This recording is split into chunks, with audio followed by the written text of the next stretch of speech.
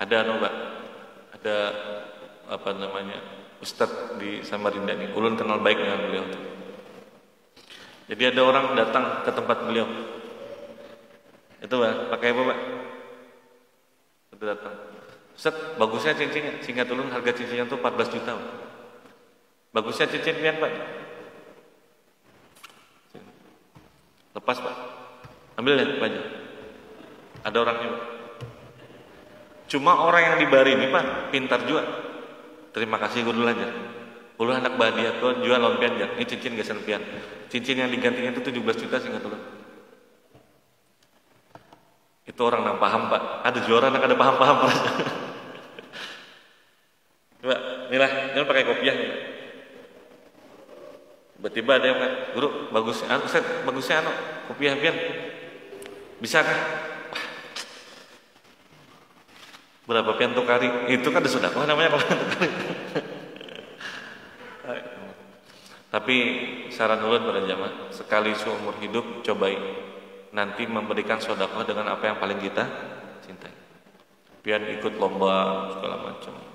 Sampai tingkat akhirnya dapat hadiah.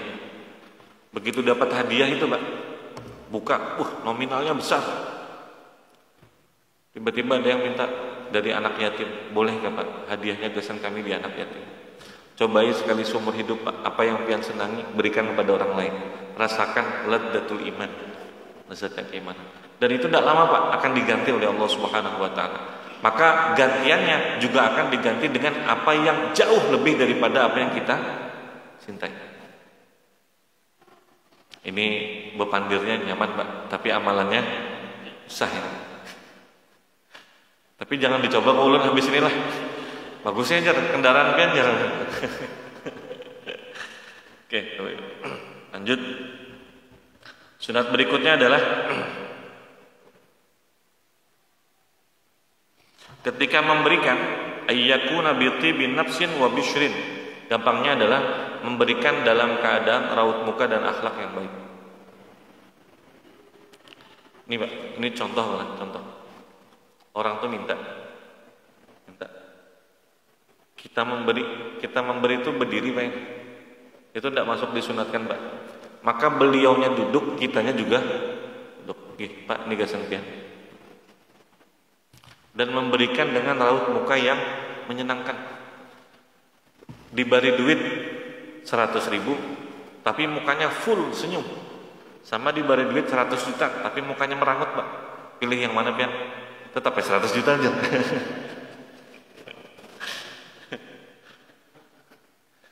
Itu namanya kuat mental para itu.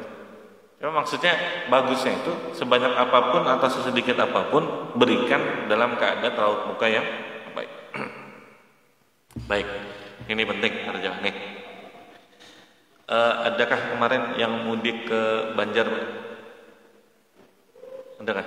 Ulun mudik. Adakah? Ada. Kalau ada, adalah atau kemana saja Pak? Pada saat pian mudik di tengah jalan itu bepintaan untuk masjid atau musola. Ada kalau? Nah, biasanya kalau pian ini platnya plat KT Pak. Lewat itu ditunggu pada jalan. Karena ditunggu langsung kan yang pakai mic itu. Nah, alhamdulillah ada saudara di sana kita yang dari Kalimantan Timur. Mohon sumbangannya, habis dipuji tadi Pak. Tolong yang merah aja. Oh, yang merah Pak. Berarti yang berapa ini? 100.000. Dilempar Pak. Ini orang minta ini panjang, ujung sana sampai ujung sana. Cuma sekira-kira yang pegang mic tadi itu bisa melihat Pak, dikasihnya ke mana itu? Di hadapan yang di depan mic. Apakah agar minta ria? Enggak. Minta apa para jemaah? Karena beliau ini setiap kali mobil yang lewat, alhamdulillah, mudah-mudahan selamatan, sehat pian, panjang umur. Itu Pak, mobil di depan kita yang memberinya 50.000. Bagaimana kalau mobil yang pian bawa tuh berinya berapa tadi Pak? 100. Langsung doanya Pak, mudah-mudahan pian naik haji. Wah, di dalam mobil tuh kira-kira kayak apa Pak? Akhirnya pas balik lagi ke arah Samarinda, lewat di tempat yang sama, kita ingin memberi lagi Pak. Cuma beda dengan yang pertama Pak Rajab. Bedanya adalah berharap doa dari orang yang kita berikan. Artinya apa? La yuridu minkum jazaan wala syukura. Tidak berharap apapun dari orang yang kita beri, berharap diberi balik atau berharap sekedar terima kasih pun gak ada, apalagi berharap doa. Baik, sunnahnya pada jamaah di sini disebutkan bahwa Allah yatma'a fi du'ail mu'ta, tidak berharap dengan doa orang yang kita beri. Aku kadang mau lagi beri situ jar, kenapa kadang didoakan nih? Tidak boleh, Pak. Cuma kalau orang mendoakan, aminkan. Ini contohnya oleh inilah, jangan lupa doakan. Banyak nih duitnya, banyak juga doanya. Wah, ini sudah selamat ya. Sunnahnya seperti itu. Jangan berharap dengan doa orang yang kita. Baik.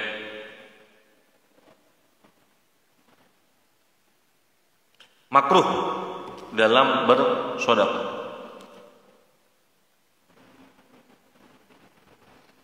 Baik. Jangan bersedekah dengan sesuatu yang tidak layak kecuali dua. Apa Pak kira-kira? Berikan contoh Pak. Ada sedekah itu yang tidak layak itu kada baik sebenarnya. Cuma dalam kasus ini boleh aja. Apa contohnya Pak?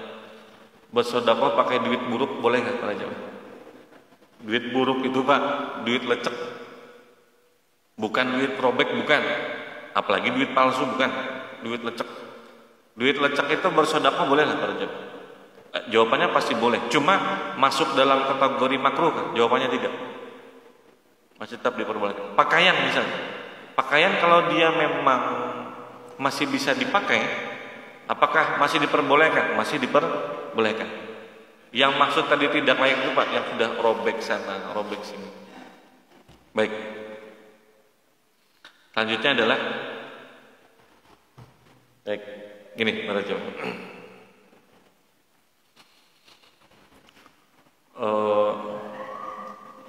Menerima sedekah dengan orang yang kita sudah tahu track recordnya gawian sidin itu halal haram bercampur. Apa hukumnya menerima sedekah dari orang yang kita sudah paham track recordnya duit sidin itu halal dengan haram tercampur? Sidin ini berjual minuman keras ya juga, tapi berjual yang baik-baik ya juga. Kalau kita ceramahi haram segala macam, kada lawas datang sidin ini gasan pian jar 5 juta jar. Nah padahal kita tahu Pak, sidin ini ada yang halal ada yang haram. Apa hukumnya menerima pada jar? Coba pian bayangkan, setiap dari pian yang hadirin dapat duit 3 juta, datang sidin ke masjid ngasih 3 juta 3 juta 3 juta. Dan kita tahu gawian sidin itu yang halal ada, yang haram ada. Kalau pure yang haram tidak boleh kita terima. Ini masalahnya campur, halal ada, haram ada. Kira-kira diterima? Nah 3 juta Pak, datang diterima kan ada Pak? Wah ini contohnya kurang banyak kayaknya. 10 juta Pak. Ini nah hadirnya 10.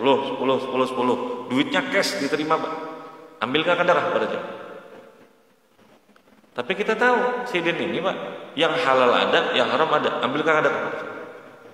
Baik, ulun bicaranya fikihnya malah, bukan afdolnya fikihnya.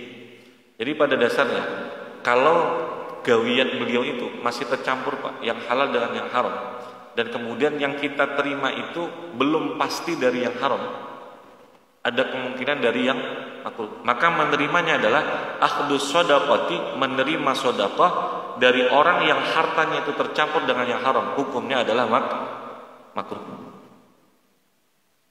Tapi kalau sidin menjelaskan pian ambil 10 juta itu jasidin duit hasil jual minuman jasidin, nah itu pasti haram, tidak boleh terima. Tapi kalau masih tercampur-campur dan masih belum tahu, menerimanya hukumnya makruh. Ini hukum Pak. Tapi bagi orang yang sudah mengkaji maka pasti tidak akan terima. Baik, ulun ulangi.